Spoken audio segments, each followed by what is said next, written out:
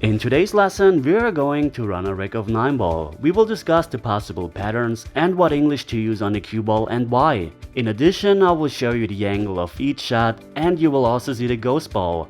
And as always, I'm showing you where exactly I'm hitting the cue ball and this time also how hard I'm hitting. So let's start. Alright, let's talk about the break real quick. As you can see, the 9 is racked on the spot and this was initially implemented to make the break a bit tougher in 9-ball because it's not that easy to make the wing ball, which is the 7-ball, if we're breaking from that side into the corner pocket. So you could do the cut break, which is just cutting the 1 ball a bit to this side. This means the cue ball doesn't stop here but goes into the rail and back to the center. However, on my table, I'm pretty confident with just breaking straight onto the 1 ball, and I'm very often making the 7 ball and the 1 ball into the side pocket. But my plan is not to make the 1 ball into the side pocket, but hitting either here or here and sending it in front of the corner pocket. So let's see how it turns out. By the way, I'm using the Power Break G by Mezz. More information in the video description.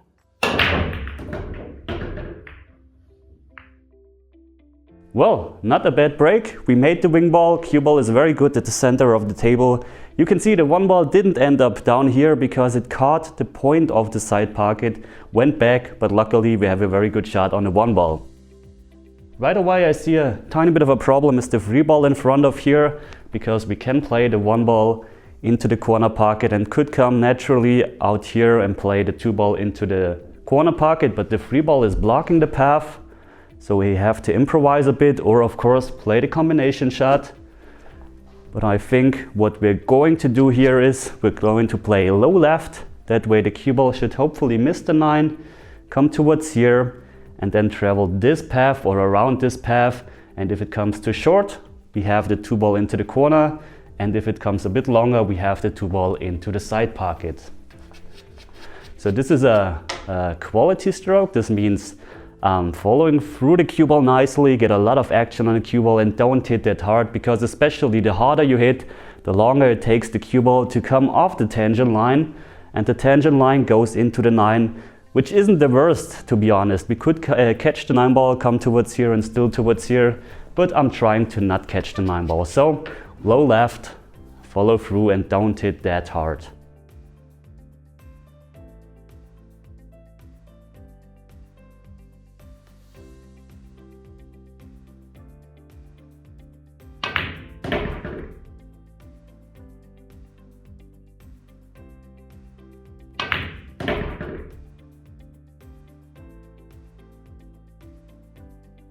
Turned out nicely. We didn't come far enough and the cue ball didn't travel this path, but more this path. But this is the nice thing, I was playing into multiple position options. This means if the cue ball, as I mentioned, comes too short, we still have the 2 ball into here. So always have that plan B in mind. Okay, very important. Here we don't just want to stop the cue ball, which would be very easy, but then we're just too straight on the free ball because we have to get from the free ball to the 4 ball, which is all the way down here. So 2 options. From the angle we have that I'm showing you now, we could either follow the ball, bring it more towards here, or stun over to bring it towards here. So let's see what I'm doing. One problem is the 5 ball, which blocks the path a bit, and also the 8 ball. So this is really interesting now.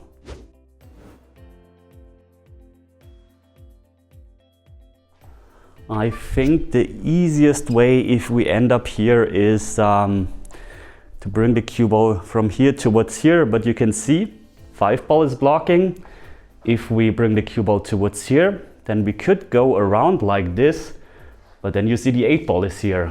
However, I think I like this angle a bit more. We're coming around, hopefully missing the 8 ball. So I'm trying to bring the cue ball closer towards here. So just a stun shot, a bit below center.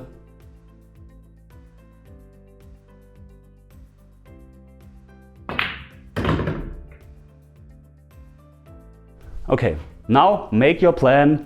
Don't just try to get it somewhere around the table. We learned it in the video about visualization. So try to imagine the path that you want to go.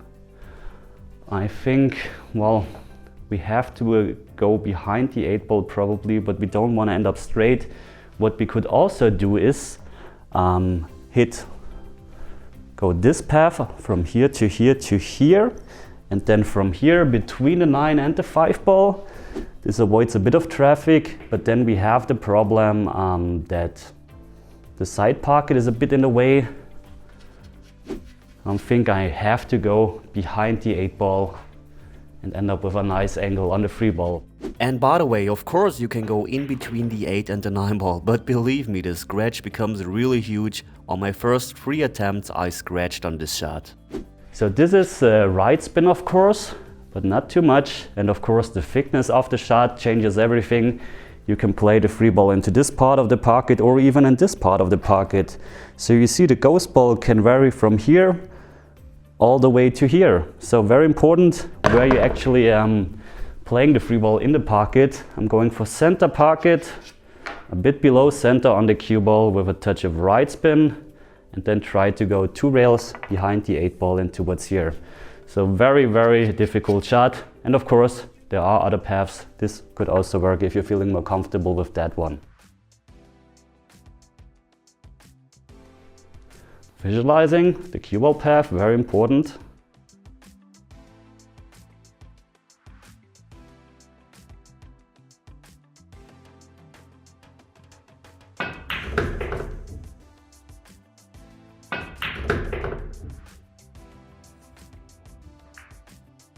That turned out nicely. We caught the 8 ball, but we're still okay. We have an angle. So this is actually very nice. Okay, now let's see. We have a bit of an angle on the 5 ball. Now we have to think, how do we get from the 5 ball to the 8 ball? So if this is the straight line, do you want to be here or do you want to be here? Well, it doesn't really matter, to be honest. I think I like to be on this side, and the reason why is, imagine I'm on this side, so I have to stun from here towards here, and I'm a bit scared of the 9 ball. Of course, this shouldn't be a problem. We have a huge area, but if we're on this side, then we can come around the 8 ball, and from here you can see we can never get behind that 9 ball, so I'm trying to get on this side of the 5 ball here. This is basically just a high ball, and I'm playing a touch of right spin. It's just for me a bit more comfortable playing the shot in, and the right spin helps me that I don't get too close towards here.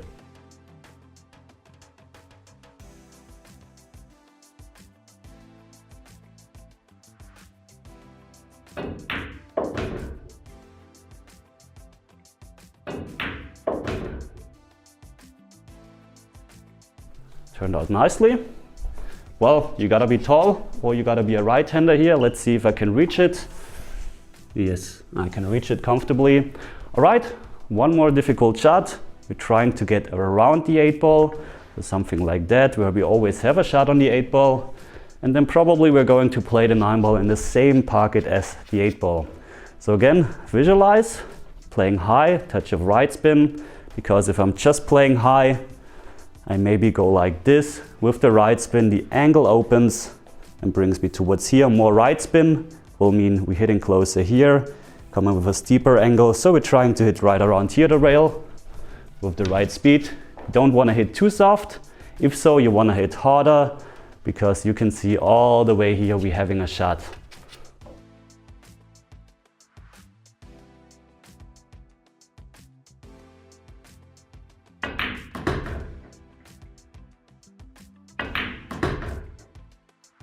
You can see the path that the cue ball travels, very long, that we're having a shot. Now we're a bit in between actually. Show you the angle real quick. You could just follow maybe a tiny bit of right spin, but I like to come around because I don't want to manipulate with inside spin.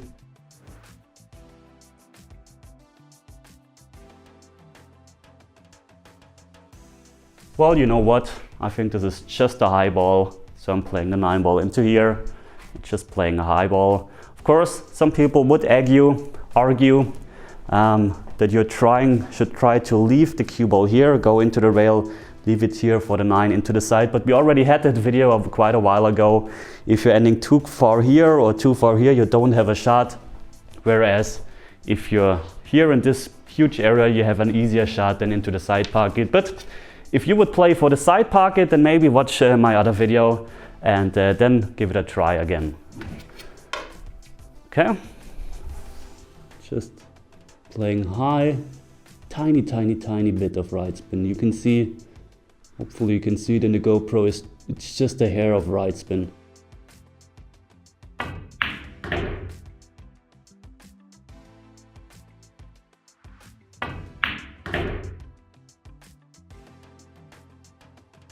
Nice speed. And the 9-ball with a stop shot.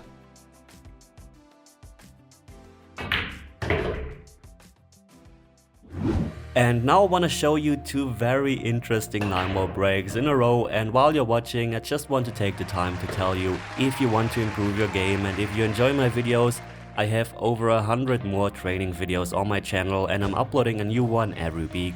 So if you like what I'm doing, then make sure to subscribe to my channel, and very important, hit that bell notification, because that way YouTube knows you want to get notified once I'm uploading a new video, and believe me, it will definitely improve your game. Alright guys, as always, if you like this video, please make sure to like and leave a comment and subscribe if you haven't already. A huge thank you goes out to my sponsors, to everyone who's supporting me. Thanks for watching guys, and as always, see you at the next lesson. Take care.